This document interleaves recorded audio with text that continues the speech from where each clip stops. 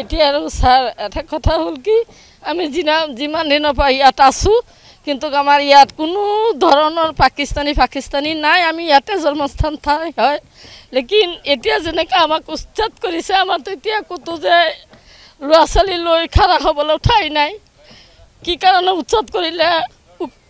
কেইষাৰ কথা আৰু আমি ক'ব পৰা নাই যি কৰিলে চৰকাৰে ভালেই কৰিলে আৰু আমাক উচ্ছেদ কৰিবলৈ কথাই নাছিলে আমাৰ কোনো পঢ়া লিখা কোনো নাই আমি কোনো একো বুজিয়ে নাপাওঁ বুলিয়ে উচ্ছেদ কৰিলে আমাক ভালেই কৰিলে এতিয়া যে আমি ল'ৰা ছোৱালী লৈ থিয় হ'ম সেয়াও নোৱাৰোঁ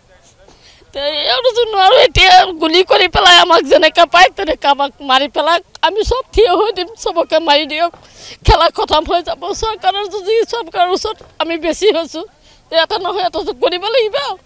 আমাক মাৰি দিয়াটোৱে ভাল হ'ব আজিলৈকে আমি টিভিতহে বাংলাদেশী দেখা পাইছোঁ কিন্তু বাংলাদেশীৰ চেহেৰা আমি নিশ্চয়কৈ আজিলৈকে দেখা পোৱা নাই বাংলাদেশীৰ নামহে শুনো কিন্তু বাংলাদেশী কেতিয়াও আমি দেখা পোৱা নাই এতিয়ালৈকে মোৰ দেউতাৰ 51 চনৰ NRC আছে তাত নাম আছে আৰু মোৰ দেউতা জন্ম ইয়াতে মৃত্যু হ'ল মোৰ দেউতাৰ ইয়াত কিন্তু আজিলৈকে আমি বাংলাদেশী বোলা মানুহ কি এই জীৱটো কেনেকুৱা দেখা নাই কিন্তু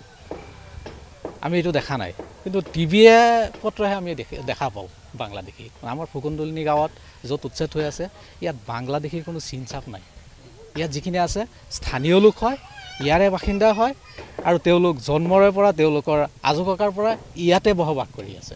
আৰু এই ফুকনদলনি গাঁৱৰ মাজডোখৰতহে এই ফুকনদলনি গেজিংটো আছে এই গেজিংটো থকাৰ কাৰণে চাৰিওফালে যিসকল স্থানীয় লোক আছিলে তেওঁলোকৰ সতি সন্ততিয়ে ইয়াত আছে বেলেগ মানুহ ইয়াত নাই গতিকে তেওঁলোকে আৰু যিসকল আছে তেওঁলোক নিৰহ মানুহ হয় তেওঁলোকৰ লিখা পঢ়া নাই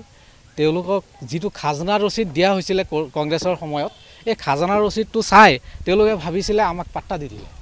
আৰু কিছুমানক মিছা কথা কৈ ভূমিহীন পাত্তা দিছে বুলি কৈছে কংগ্ৰেছৰ দিনত ভূমিহীন পাত্তা থকা মানুহ বহুত আছে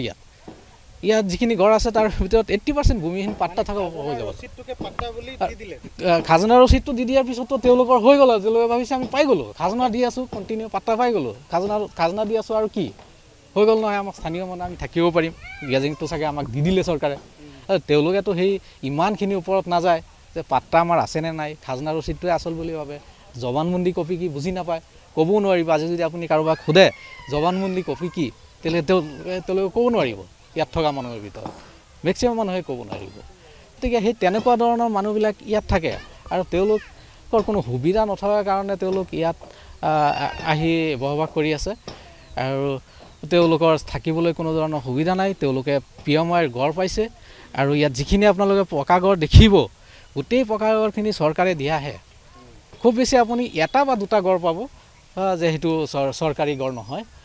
আৰু সেই এটা দুটা ঘৰ যিটো পাব এইটো কিন্তু একদম কাষত সীমামূৰীয়া অঞ্চলত কিবা ভুলৰ কাৰণে সীমাৰ জোখৰ কাৰণে আধা ঘৰ পৰিছে নহ'লে 1/3 পৰিছে তেনেকুৱা এটা বা দুটা ঘৰ পাব এইখিনি নিজেও নাই বাকীখিনি চব চৰকাৰী ঘৰ যিমান হৈ যায় এইবিলাক ঘৰ এইবাৰ একদম যিমানখিনি মানুহ আছিলে চবেই পাই গ'ল ইয়াত যিমান মানুহ আছিলে চবেই পাই গ'ল মানে এইবাৰ 100% মানুহে ইয়াত ঘৰ পাই গ'ল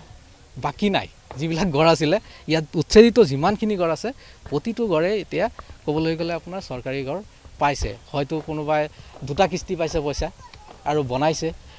তেওঁলোকৰ গাঁঠিৰ যিখিনি ধন আছিলে এই গাঁঠিৰ ধনখিনি ইয়াৰ লগত লগাই পিনি তেওঁলোকে ঘৰ এটা সাজিছে তেওঁলোকৰ মৰমৰ ঘৰ বুলি ভাবিছে আৰু তেওঁলোকৰ স্থানীয় জেগা বুলি ইয়াত ভাবিছে আৰু ইয়াতে যুগ যুগ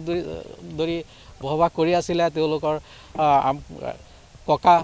দেউতা আজু ককা এতিয়া তেওঁলোকো ইয়াত থাকিব পাৰিব বুলি খুব হেঁপাহেৰে ঘৰটো বনাই আছিলে আৰু তেওঁলোকৰ আজিৰ দিনত তেওঁলোকৰ পকেটত 2 টকা এটা নাই যে ক'ৰবাত গৈ থাকিব ক'ৰবাত গৈ খাবলৈ নাই বা পানী নাই খাবলৈ পানী নাই থাকিবলৈ বাসস্থান নাই কাপোৰ কানি নাই আপুনি দেখা পাব ইয়াত যিবিলাক মানুহ আছে এইবিলাক বাংলাদেশী বুলি যে কয় এই টিভিত আমি যে বাংলাদেশী চৰিত্ৰ বাংলাদেশী মানুহৰ ছবিবিলাক দেখোঁ সেই ছবিবিলাকৰ লগত অলপ ইয়াৰ মানুহখিনি মিলি যায় সেইকাৰণে হয়তো কোনোবাই ক'ব পাৰে যে ইয়াত বাংলাদেশী মানুহ আছে কিন্তু তেনেকুৱা নহয় এই মানুহসকল কোনো ধৰণৰ বাংলাদেশী নহয় এই মানুহখিনি ইয়াৰে হয় ইয়াৰ স্থানীয় মানুহ হয় আৰু যুগ যুগ ধৰি ইয়াতে বসবাস কৰি আছে